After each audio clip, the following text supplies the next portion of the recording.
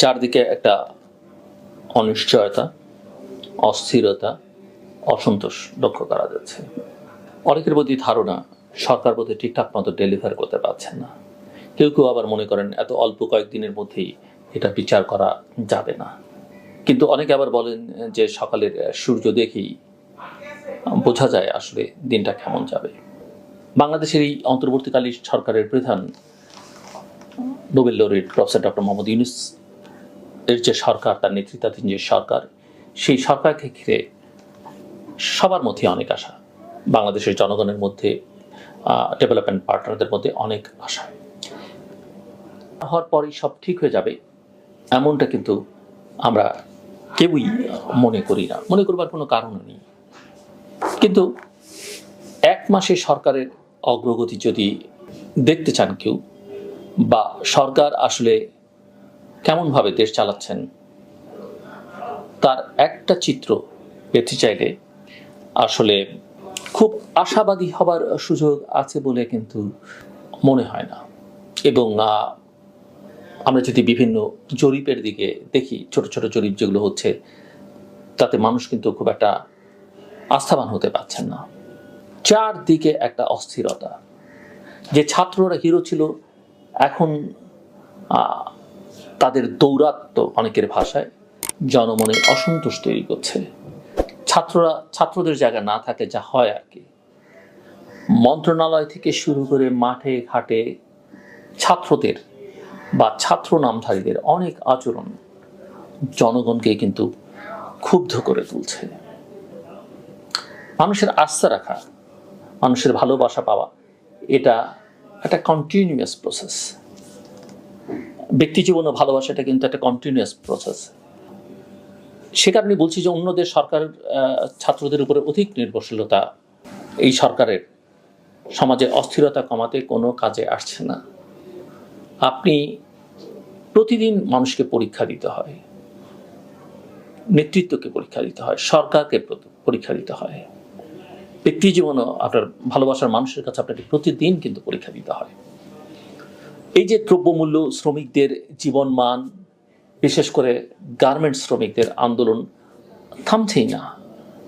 নানান দাবি দাওয়া, এই দাবি দাওয়া তোলা যৌক্তিক কিনা এই সময় সেটাও একটা প্রশ্ন, কিন্তু এটা আমরা দেখতে পাচ্ছি। এর মধ্যে আমরা দেখলাম যে আশুলিয়াতে রোকেয়া বেগম নামে একজন শ্রমিক নিহত হয়েছেন। এবং সব কিছু মিলে সরকার আসলে কতটা জনগণের প্রয়োজন বা তাগিদ চাহিদা আমলে নিয়ে নিজেদের পরিচালনা করতে পারছেন, সেই বিষয়টি আমার মনে হয় বড় একটা প্রশ্নের মুখে পড়ছে। অনেকেই মনে করছেন যে এরা আসলে ডেলিভার পারছেন না, এদের সক্ষমতা নিয়ে নানা রকমের প্রশ্ন উঠেছে। শিক্ষা প্রতিষ্ঠানের অচল অবস্থা কাটেনি, অনেক শিক্ষা প্রতিষ্ঠান এখনো খুলে দেওয়া হয়নি। ছাত্রদের হাতে শিক্ষকদের যে লাঞ্ছনার ঘটনা, সেটাও কিন্তু এখনো পর্যন্ত বন্ধ করা যাচ্ছে না। পুলিশ এখনো সক্রিয় হয়ে ওঠেনি। হ্যাঁ, অনেকে কাজে যোগ দেননি, যারা যোগ দিয়েছেন তারা কিন্তু মানসিকভাবে সবল নন, ভিজিবল নন। আইন শৃঙ্খলা পরিস্থিতির অবস্থা একেবারেই ভালো নয়, এবং আইন শৃঙ্খলা পরিস্থিতির উন্নতি না হয় ব্যবসা বাণিজ্যে কাঙ্ক্ষিত গতি আসে না। ব্যবসায়ীরা শঙ্কিত, নানা কারণ উদ্বিগ্ন, এক ধরনের ভয়ের আবহের মধ্যে তারা আছেন। অন্যদিকে বাংলাদেশের যে রাজনৈতিক দলগুলো আছে, সেই দলগুলো এবং সরকার যেন দিন দিন মুখোমুখি একটা অবস্থানে চলে যাচ্ছে বলে আমার কাছে মনে হচ্ছে, এবং সামনের দিনগুলোতে আরও সেটা যাবে। অথচ এমন একটা রক্তক্ষয়ী অভ্যুত্থানের পরে সবার সম্মিলিত সহযোগিতার ভিত্তিতে দ্রুত দেশ পুনর্গঠনের কাজ এগিয়ে নেবার কথা ছিল। সম্মিলিতভাবে আমরা সবাই সেটা করতে পারতাম, এবং সেই প্রত্যাশাটা জনমনের সবার মধ্যে ছিল, সাধারণ মানুষের মধ্যে তো বটেই। এবং যখন সেই সরকারের প্রধান হয়ে ওঠেন প্রফেসর মোহাম্মদ ইউনূসের মতো একজন আইকনিক ফিগার, বিভিন্ন সেক্টরে সিন্ডিকেট কিন্তু এখনো বহাল। কখনো কখনো পুরনো সিন্ডিকেটের বদলে নতুন সিন্ডিকেট তৈরি হচ্ছে। প্রশাসনে আওয়ামী লীগ অনুসারীদের নিয়ন্ত্রণ এখনো বেশ শক্তিশালী, ডিপ রুটেড। এটা মূলোৎপাটন করা খুব সহজ কাজ নয়। আমাদের প্রশাসনের কেন্দ্রবিন্দু সচিবালয়ে যে সিন্ডিকেট, সেই সিন্ডিকেট যদি ভাঙা না যায়, জনবান্ধব প্রশাসন তৈরি করা কিন্তু সম্ভব হবে না। অন্যদিকে প্রশাসনের বিভিন্ন নিয়োগে কখনো আমরা শুনি এখানে ছাত্রদের নিয়ন্ত্রণ, কখনো শুনি বিএনপির নিয়ন্ত্রণ, কখনো শুনি জামাতের নিয়ন্ত্রণ, কখনো আরো বিভিন্ন সংস্থার নিয়ন্ত্রণ। এগুলো প্রভাব জনমনে কিন্তু এক ধরনের ক্ষোভ তৈরি করছে। ছাত্ররা, বিশেষ করে ছাত্র নেতৃত্বের কারণে তাদের যে জনপ্রিয়তা আকাশচুম্বী ছিল, সেটা কিন্তু দ্রুত হারাচ্ছে। এটা বাংলাদেশে নতুন নয়। আপনি 1971 কিংবা 72-এর শুরুর দিক পর্যন্ত বঙ্গবন্ধু শেখ মুজিবুর রহমানের জনপ্রিয়তার 75 এসে সেই জনপ্রিয়তা বিবেচনা করলে বুঝতে পারবেন। সচিবালয়ের যে অবস্থা আমরা দেখতে পাই, সেটা নিয়ে নানা রকমের প্রশ্ন উঠছে। ছাত্রদের সচিবালয়ে কোনো কাজ থাকবার কথা নয়।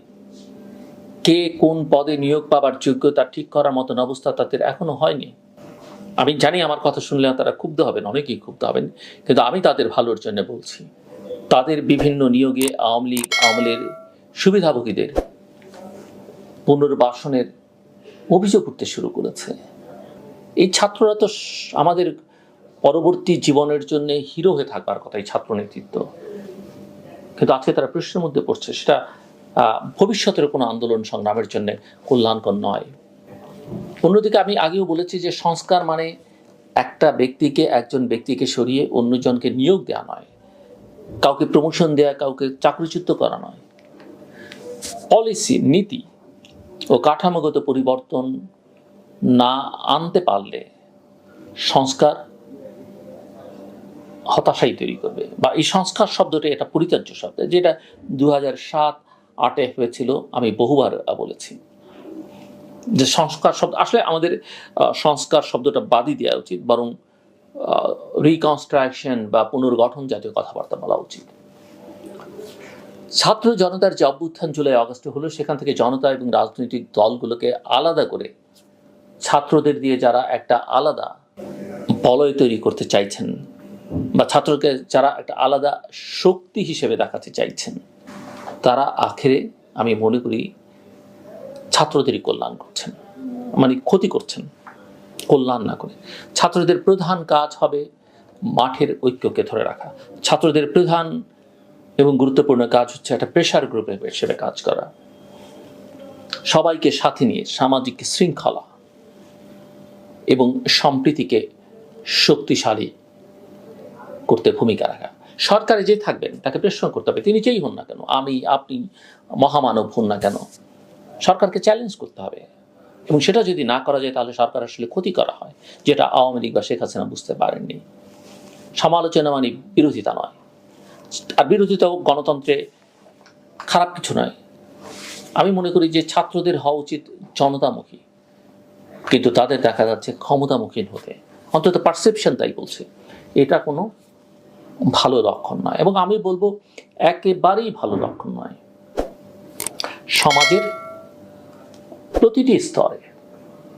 প্রতিটি স্তরে আস্থা ফেরাতে সরকারকে দ্রুত কার্যকর পদক্ষেপ গ্রহণ করতে হবে।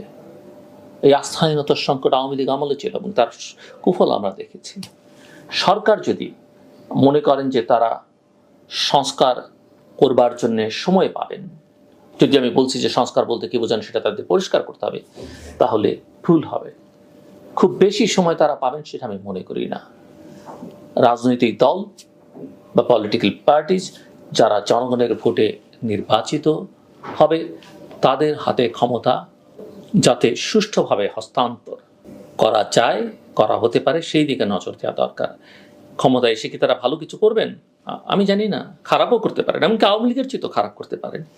কিন্তু আমরা একটা সিস্টেম তৈরি করতে চাই, কাজে আমি মনে করি নির্বাচনের দিকে হাঁটাই হবে বুদ্ধিমানের কাজ, এটা ভালো নির্বাচন করা, ইনক্লুসিভ নির্বাচন করা। অবশ্যই আমি ইনক্লুসিভ আবার বলছি। এত দ্রুত সময় এতটা অনাস্থা, এত অস্থিরতা আসলেই জনগণকে শঙ্কিত করে তুলছে, এবং জনগণ যখন আস্থা রাখতে না পারে, বিশ্বাসহীনতায় ভোগে, তখন কিন্তু সরকার চালানো, রাষ্ট্র চালানো কঠিন হয়ে ওঠে। আমি মনে করি দ্রুত এই অচলাবস্থান অবসান চান, এই অচলাবস্থার অবসান বাংলাদেশের জনগণ চায়, এবং দ্রুততার সঙ্গে যত দ্রুত সম্ভব জনগণের আস্থা ফিরিয়ে আনাই হচ্ছে সরকারের কাজ।